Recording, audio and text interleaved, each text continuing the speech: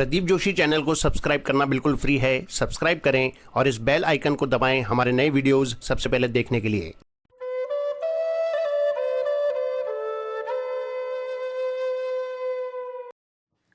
स्वामी रामसुखदास जी महाराज को शत शत नमन। आज का विषय है श्री सीताराम वंदना। महाराज जी के शब्दों में, गिरा अरथ जल बीच सम, कहियत भिन्न न भिन्न, बंदऊ सीता राम पद, जिनहि परम प्रिय खिन्न। गोस्वामी श्री तुलसीदास जी महाराज कथा प्रारंभ करने से पहले सभी की वंदना करते हैं। इस दोहे में श्री सीताराम जी को नमस्कार करते हैं। इसके बाद नाम वंदना और नाम महिमा को लगातार 9 दोहे और 72 चौपाइयों में कहते हैं। श्री गोस्वामी जी महाराज को यह 9 संख्या बहुत प्रिय लगती है। 9 संख्या को जितना ही गुणा किया जाए तो उन अंकों को जोड़ने पर 9 ही बचेंगे। जैसे 9 संख्या को 9 से गुणा करने पर 81 होते हैं। 81 के 8 और 1, इन दोनों को जोड़ने पर फिर 9 हो जाते हैं। इस प्रकार कितनी भी लंबी संख्या क्यों न हो जाए, पर अंत में 9 ही रहेंगे, क्योंकि यह संख्या पूर्ण है। गोस्वामी जी महाराज को जहाँ कहीं ज्यादा महिमा करनी होती है तो 9 तरह की उपमा और 9 तरह के उदाहरण देते हैं। 9 संख्या आखिरी हद है, इससे बढ़कर कोई संख्या नहीं है। यह 9 संख्या अटल है। संबत 1631, करऊं कथा हरिपद धरि सीसा, निमि भौम बार मधुमासा, अवधपुरी यह चरित प्रकाशा। राम जन्म तिथि बार सब, जस त्रेता महभास, तस 31 मह जुरो, जोग लगन ग्रह रास। भगवान श्री राम ने त्रेता युग में चैत्र मास शुक्ल पक्ष नवमी तिथि मंगलवार के दिन शुभ मुहूर्त के समय अयोध्या में अवतार लिया। भगवान के अवतार के दिन जैसा शुभ मुहूर्त था, ठीक वैसा ही शुभ मुहूर्त का संयोग संवत 1631 में भगवान के अवतार के दिन बना। श्री गोस्वामी जी महाराज ने अयोध्या में उसी दिन श्री रामचरितमानस ग्रंथ लिखना आरंभ किया। जब तक ऐसा संयोग नहीं बना, तब तक वैसे शुभ मुहूर्त की प्रतीक्षा करते रहे। यहाँ 18वें दोहे में श्री सीताराम जी के चरणों की वंदना करते हैं। श्री सीताराम जी की बहुत विलक्षणता है। जिनहि परम प्रिय खिन्न, दुखी आदमी किसी को प्यारा नहीं लगता।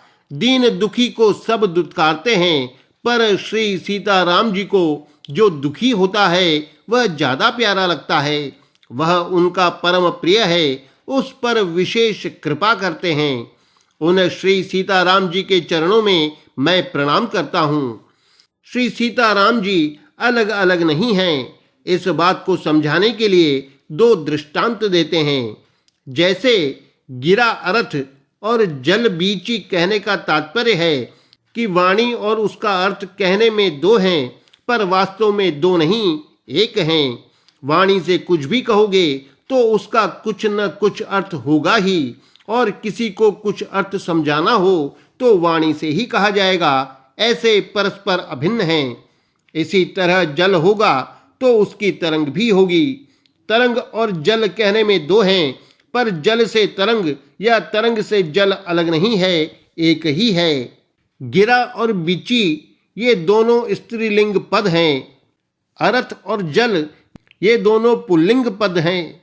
ये दोनों दृष्टांत सीता और राम की परस्पर अभिन्नता बताने के लिए दिए गए हैं। इनका उलट पुलट करके प्रयोग किया है। पहले गिरा स्त्रीलिंग पद कहकर अर्थ पुल्लिंग पद कहा। यह तो ठीक है, क्योंकि पहले सीता और उसके बाद राम हैं, पर दूसरे उदाहरण में उलट दिया, अर्थात जल पुल्लिंग पद पहले रखा और उसके साथ बीची स्त्रीलिंग पद बाद में रखा। इसका तात्पर्य राम सीता हुआ। इस प्रकार कहने से दोनों की अभिन्नता सिद्ध होती है। सीताराम सब लोग कहते हैं, पर राम सीता ऐसा नहीं कहते हैं। जब भगवान के प्रति विशेष प्रेम बढ़ता है उस समय सीता और राम भिन्न भिन्न नहीं दिखते। इस कारण किसको पहले कहें किसको पीछे कहें यह विचार नहीं रहता, तब ऐसा होता है। श्री भरत जी महाराज जब चित्रकूट जा रहे हैं तो प्रयाग में प्रवेश करते समय कहते हैं, भरत तीसरे पहर कहाँ कीन प्रवेशु प्रयाग, कहत राम सिय उमगी उमगी अनुराग। प्रेम में उमंग उमंग कर राम सिय कहने लगते हैं। उस समय प्रेम की अधिकता के कारण दोनों की एकता का अनुभव होता है। इसलिए चाहे श्री सीताराम कहो चाहे राम सीता कहो, ये दोनों अभिन्न हैं। ऐसे श्री सीताराम जी की वंदना करते हैं।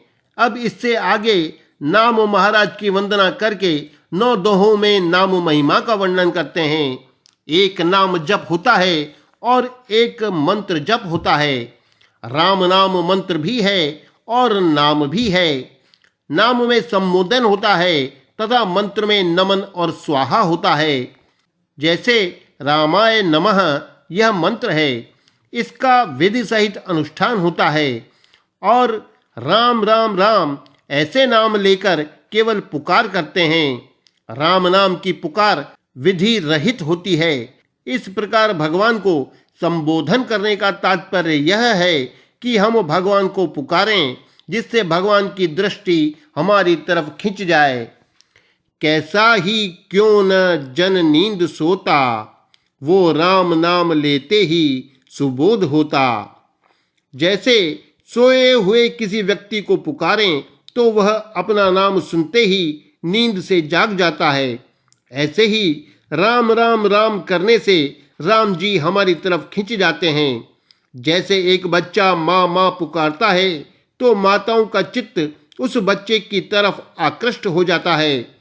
जिनके छोटे बालक हैं उन सब का एक बार तो उस बालक की तरफ चित्त खिंचेगा, पर उठकर वही माँ दौड़ेगी जिसको वह बच्चा अपनी माँ मानता है।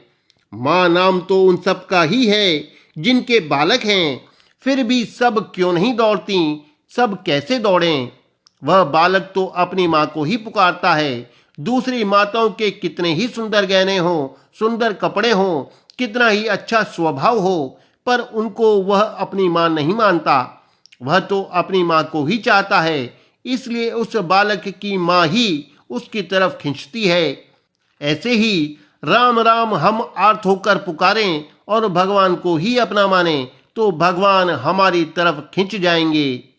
जब लग गज अपनो बल बरत्यो, नेक सरयो नहीं काम, निर्बल हुए बल राम पुकार्यो, आयो आधे नाम। जैसे गजराज ने पूरा नाम भी उच्चारण नहीं किया, उसने केवल हे ना आधा नाम लेकर पुकारा।